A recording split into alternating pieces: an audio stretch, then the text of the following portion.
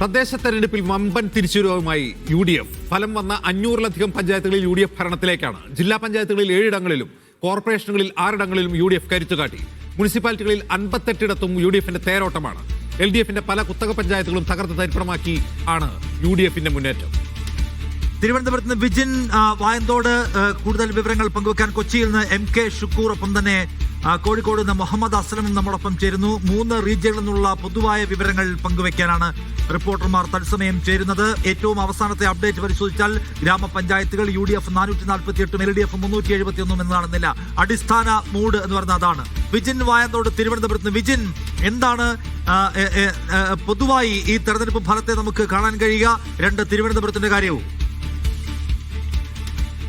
അജിൻസ്, എന്തായാലും UDFന്റെ വലിയ മുന്നേറ്റം എന്നുള്ളത് തന്നെയാണ്. ഇത്രയും കാലം നമ്മൾ കണ്ടത് LDF ഈ തദ്ദേശ തെരഞ്ഞെടുപ്പിൽ സ്വാഭാവികമായും ഒരു മുന്നേറ്റം എല്ലാ കാലഘട്ടത്തിലും ഉണ്ടാക്കിയിട്ടുണ്ട്. അതൊക്കെ കഴിഞ്ഞ് നിയമസഭാ തെരഞ്ഞെടുപ്പിൽ വലിയ തിരിച്ചടിയും അതിന് തൊട്ട് മുമ്പുള്ള പാർലമെന്റ് തെരഞ്ഞെടുപ്പിൽ തിരിച്ചടിയും ഒക്കെ ഉണ്ടാകാറുണ്ടെങ്കിലും അടിത്തട്ടിൽ ഉള്ള ജനങ്ങൾ അത് LDFന് എല്ലാ കാലത്തും ഒരു മേൽക്കൈ നൽകുന്ന കാഴ്ചയായിരുന്നു കണ്ടത്. പക്ഷേ ആ അടിത്തട്ടിലുള്ള വലിയ പിന്തുണ ഉൾപ്പെടെ ഈ തെരഞ്ഞെടുപ്പിൽ നഷ്ടപ്പെട്ടു എന്നുള്ളത് ആ ഒരു വിലയിരുത്തലിലേക്ക് സ്വാഭാവികമായും പോകാൻ കഴിയും. അതാണ് കേരളത്തിലെ മുഴുവൻ ജില്ലാ പഞ്ചായത്തുകളിലും ഗ്രാമപഞ്ചായത്തുകളിലും ഒക്കെ UDF ഉണ്ടാക്കിയ വലിയ മുന്നേറ്റം എന്ന് പറയുന്നത്. ഒപ്പം തന്നെ ഇക്കാര്യത്തിൽ BJPയുടെ വളർച്ച എടുത്തു കാണേണ്ടതാണ്. തിരുവനന്തപുരം കോർപ്പറേഷൻ ഉൾപ്പെടെയുള്ള സ്ഥലങ്ങളിൽ വലിയ മുന്നേറ്റം ഉണ്ടാക്കാൻ കഴിഞ്ഞിരിക്കുന്നു. ഇത്രയും കാലം ഈ നേതാക്കൾ ഉൾപ്പെടെ നടത്തിയ പ്രവർത്തനങ്ങൾക്കപ്പുറം രാജീവ് ചന്ദ്രശേഖരന്റെ വികസിത ഭാരതം വികസിത കേരളം എന്നുള്ള മുദ്രാവാക്യം, ആ മുദ്രാവാക്യം അത് ജനങ്ങളിലേക്ക് ഏശുന്നു എന്നുള്ള നിലയിലുള്ള വിലയിരുത്തലിലേക്ക് BJP എത്തുകയാണ്. അതാണ് തിരുവനന്തപുരം കോർപ്പറേഷനിൽ 34 നിന്നത്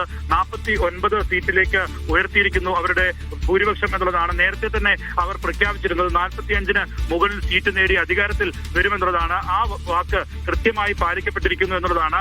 ഇത് രാജീവ് ചന്ദ്രശേഖരനെ BJP രാഷ്ട്രീയത്തിൽ കൂടുതൽ ശക്തനാക്കും എന്ന കാര്യത്തിൽ സംശയമില്ല. കാരണം കെ സുരേന്ദ്രൻ, V മുരളീധരൻ ഉൾപ്പെടെയുള്ളവർ നേരത്തെ നയിച്ചതിലൊക്കെ 21% വരെയൊക്കെയാണ് വോട്ടിംഗ് ശതമാനം എത്തിക്കാൻ കഴിഞ്ഞത്. പക്ഷേ ഈ തെരഞ്ഞെടുപ്പിന്റെ കണക്കുകൾ നിരീക്ഷിക്കുമ്പോൾ സ്വാഭാവികമായും അതിനപ്പുറമുള്ള ഒരു വോട്ടിംഗ് ശതമാനത്തിലേക്ക് BJPയും എത്തുന്നു എന്നുള്ളത് തന്നെയാണ് മനസ്സിലാക്കേണ്ടത്. അങ്ങനെ BJPക്കും UDFനും വലിയൊരു മുന്നേറ്റം ഉണ്ടാക്കാൻ കഴിഞ്ഞിരിക്കുന്നു എന്നുള്ളതാണ്. തിരുവനന്തപുരം കോർപ്പറേഷനിൽ തന്നെ കോൺഗ്രസ് നേരത്തെ തന്നെ കെ മുരളീധരന്റെ നേതൃത്വത്തിൽ നേരിട്ട് ഇറങ്ങിയുള്ള ഏറ്റുമുട്ടലാണ് LDFുമായി നടത്തിയത്. അതിന്റെയൊക്കെ അവസാനം 20 സീറ്റിലേക്ക് എത്താൻ അവർക്ക് കഴിഞ്ഞിരിക്കുന്നു എന്നുള്ളതാണ് പ്രധാനപ്പെട്ട കാര്യം. അങ്ങനെ തലസ്ഥാന നഗരിയും ഒപ്പം തന്നെ കേരളത്തിന്റെ മുഴുവൻ സ്ഥലങ്ങളിലും വലിയ തരത്തിലുള്ള മുന്നേറ്റം ഉണ്ടാക്കാൻ കഴിഞ്ഞിരിക്കുന്നു. കോഴിക്കോട് ജില്ല പോലെയുള്ളൊരു ജില്ലാ പഞ്ചായത്തിൽ ഉൾപ്പെടെ വലിയ മുന്നേറ്റം UDFന് ഉണ്ടാക്കാൻ കഴിഞ്ഞു. ആ ജില്ലാ പഞ്ചായത്ത് പിടിക്കാൻ കഴിഞ്ഞു. ഒപ്പം തന്നെ കേരളത്തിലെ കോർപ്പറേഷനുകളിലെല്ലാം വലിയ മുന്നേറ്റം, കോഴിക്കോട് ഒഴികെയുള്ള എല്ലാ കോർപ്പറേഷനുകളിലും തിരുവനന്തപുരം ഒഴികെയുള്ള കോർപ്പറേഷനുകളിലെല്ലാം ഭരണം പിടിക്കാൻ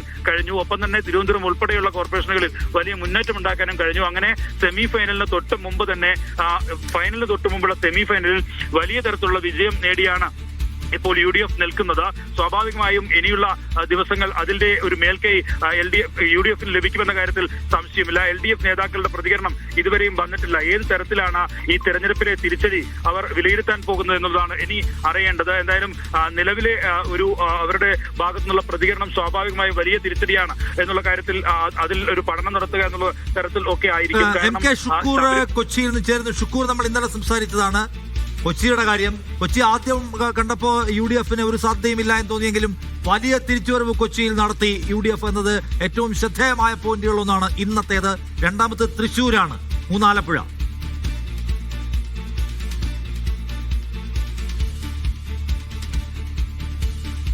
നിഷാദ്, വളരെ ഞെട്ടിക്കുന്ന അല്ലെങ്കിൽ അത്ഭുതപ്പെടുത്തുന്ന ഒരു ഫലം തന്നെ മധ്യ കേരളം UDFന് നൽകി എന്നുള്ളതാണ് ഏറ്റവും പ്രധാനപ്പെട്ട കാര്യം. നഗരസഭകളിൽ CPMന് ആകെ ചെറിയ ഒരു ലീഡെന്ന് പറയുന്നത് കോഴിക്കോടാണ്. ഏത് നേരത്തെ മാറി മറിയാൻ ഫൈനലൈസ് ചെയ്തിട്ടില്ല. അപ്പോൾ മൊത്തത്തിൽ UDFന് ഇന്നത്തെ ഒരു രാഷ്ട്രീയ സാഹചര്യത്തിൽ നല്ലൊരു കുതിച്ചുചാട്ടം UDFനുണ്ടായി. അടുത്ത ഗവൺമെന്റ് UDF ആയിരിക്കുമെന്ന് തെളിയിക്കുന്ന ഒരു തരംഗം ഈ തെരഞ്ഞെടുപ്പിൽ ദൃശ്യമായി. തിരുവനന്തപുരം നഗരസഭയെ സംബന്ധിച്ച് ഈ CPMും BJP PM ശ്രീയിലൊക്കെ ഒപ്പിട്ടോടുകൂടെ BJP തൊട്ടുകൂടാത്തവരല്ല എന്നൊരു ഫീലിംഗ് CPMകാർക്കുണ്ടായി. അതിന്റെ ഒരു ഫലമാണ് ഇവിടെ BJPക്ക് ഏതാണ്ട് കേവല ഭൂരിപക്ഷം ലഭിച്ചിട്ടുള്ളത്. പക്ഷേ UDFന്റെ പ്രകടനം മോശമല്ല. രണ്ട് മല്ലന്മാർക്കിടയിൽ നന്നായി പിടിച്ചു നിൽക്കാൻ UDFന് തിരുവനന്തപുരം ജില്ലയിൽ കഴിഞ്ഞിട്ടുണ്ട്, കോർപ്പറേഷനിൽ കഴിഞ്ഞിട്ടുണ്ട്.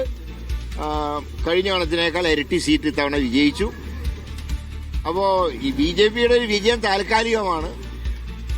അവർ പറഞ്ഞ ഒരു കാര്യം ഇവിടെ നടപ്പാക്കാൻ അവർക്ക് കഴിയില്ല. ഏതായാലും UDF ഒരു ക്രിയാത്മക പ്രതിപക്ഷമായി ഞങ്ങൾ പ്രവർത്തിക്കും. ഇപ്പോൾ M.M. മണി പറഞ്ഞൊരു കാര്യം, അതായത് ജനങ്ങൾ ആനുകൂല്യം കൈപ്പറ്റി പറ്റിച്ചു എന്നാണ് M.M. മണി പറഞ്ഞിരിക്കുന്നത്. ഞാൻ പറയാം, സർക്കാർ പറ്റിക്കുന്ന സർക്കാരാണെന്ന് ജനങ്ങൾക്ക് മനസ്സിലായി. ജനങ്ങളെ പറ്റിക്കാൻ നോക്കി. അതായത് ഏപ്രിൽ വരെ മാത്രം ഇത് കൊടുത്താൽ മതി എന്ന് പറഞ്ഞ് സഹകരണ സ്ഥാപനങ്ങളുടെ എക്സസ് ഫണ്ട് വാങ്ങി. ഇതൊക്കെ ജനത്തിനറിയാം. ജനം പത്രം വായിക്കുന്നവരും TV കാണുന്നവരുമാണ്. അതുകൊണ്ട് ജനങ്ങളെ പറ്റിക്കാൻ നോക്കിയപ്പോൾ ജനങ്ങൾ നല്ല വൃത്തിയായി പിണറായിനെ പറ്റിച്ചു. അതാണ് ഉണ്ടായത്.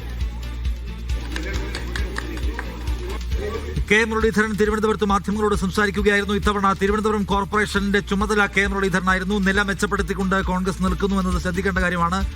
CPMന്റെ വീഴ്ചയാണ് അവിടെ BJPയെ കോർപ്പറേഷൻ ഭരണത്തിലേക്ക് കൊണ്ടുപോകുന്നുള്ളത് എന്നാണ് കണക്ക് പരിശോധിക്കുമ്പോൾ കാണാൻ കഴിയുന്നത്. CPM BJP ധാരണ എന്നാണ് മുരളീധരൻ പറയുന്നത്. PMCയിൽ കണ്ടതുപോലെ ഒരു ധാരണ കോർപ്പറേഷനിൽ കണ്ടുവെന്ന് മുരളീധരൻ ആരോപിക്കുന്നു.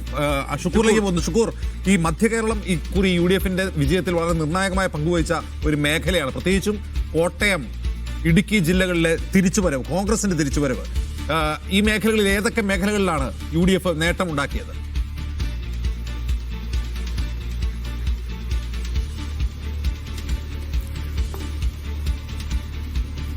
മധ്യകേരളത്തിൽ UDFന്റെ വലിയ തിരിച്ചുവരവ് എന്ന് തീർത്ത് പറയാൻ പറ്റും.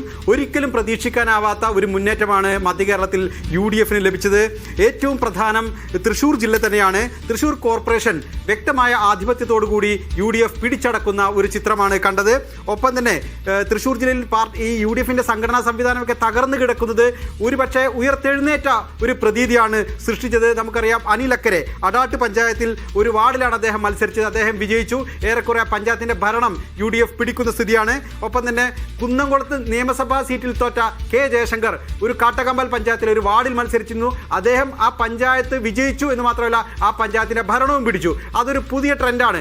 പ്രധാനപ്പെട്ട നേതാക്കൾ തന്നെ ഗ്രാമപഞ്ചായത്തുകളിൽ പോയി മത്സരിച്ച് ആ പഞ്ചായത്തിന്റെ ഭരണം 3-4 ടേമുകളായി ആ പഞ്ചായത്ത് LDF ഭരിക്കുന്ന പഞ്ചായത്താണ്. ആ അർത്ഥത്തിലുള്ള ഒരു മാറ്റം തൃശ്ശൂരിലുണ്ടായി എന്നുള്ളത് ഏറ്റവും പ്രധാനപ്പെട്ട ഒരു സംഭവമാണ്. ഒപ്പം തന്നെ ജില്ലാ പഞ്ചായത്ത് ഡിവിഷനിൽ തൃശ്ശൂരിൽ LDFന് താരതമ്യേന മുന്നേറ്റമുണ്ട്. എന്നാൽ മറ്റ് ജില്ലകളിലേക്ക് പോകുമ്പോൾ ഇടുക്കി ഇന്ന് രാവിലെ റിപ്പോർട്ട് ചെയ്യുമ്പോൾ നമ്മൾ പറഞ്ഞതുപോലെ ഇടുക്കിയിൽ വലിയ മുന്നേറ്റമാണ് UDF നടത്തിയിരിക്കുന്നത്. ജില്ലയിലെ 17 സീറ്റിൽ 2 സീറ്റ് മാത്രമാണ് LDF ലഭിച്ചത്. അത്രയ്ക്കും വലിയ രാഷ്ട്രീയ വിജയം ഇടുക്കിയിൽ UDFന് ഉണ്ടായി എന്നുള്ളതാണ് പ്രധാനം. മറ്റൊന്ന്, മാണി വിഭാഗം, കേരള കോൺഗ്രസ് മാണി വിഭാഗം മത്സരിച്ച സീറ്റുകളിലെല്ലാം ഇടുക്കിയിൽ തോറ്റു എന്നുള്ളതാണ്. അതിലും വലിയ രാഷ്ട്രീയ സന്ദേശമുണ്ട്. ഒപ്പം ആലപ്പുഴയിലും സമാനമായ രീതിയിൽ UDFല് വലിയ മുന്നേറ്റമുണ്ടായി. നഗരസഭകളിലെല്ലാം വലിയ നേട്ടമാണ് UDF ഉണ്ടാക്കിയിരിക്കുന്നത്. എറണാകുളം ജില്ലയുടെ വിശദാംശങ്ങളിലേക്ക് കുറച്ചുകൂടി വന്നാൽ, എറണാകുളത്തെ 82 പഞ്ചായത്തുകളിൽ 64 UDF വിജയിച്ചു. LDFന് കേവലം 8 മാത്രമാണ് വിജയിക്കാനായത്.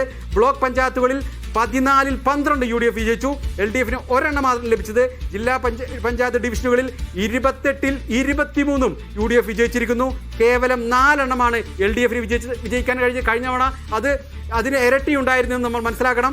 ഒപ്പം തന്നെ 2020ക്ക് 2 സീറ്റ് ഉണ്ടായിരുന്നു, അത് 1 കുറഞ്ഞു എന്നൊരു പ്രാധാന്യമുണ്ട്. 4 പഞ്ചായത്തുകൾ 2020ക്ക് ഉണ്ടായിരുന്നത് അത് 2 കുറഞ്ഞു എന്നുള്ളതാണ്. കിഴക്കമ്പലം UDF തിരിച്ചു പിടിച്ചു എന്നുള്ളതാണ് ഏറ്റവും പ്രധാനപ്പെട്ട വാർത്ത.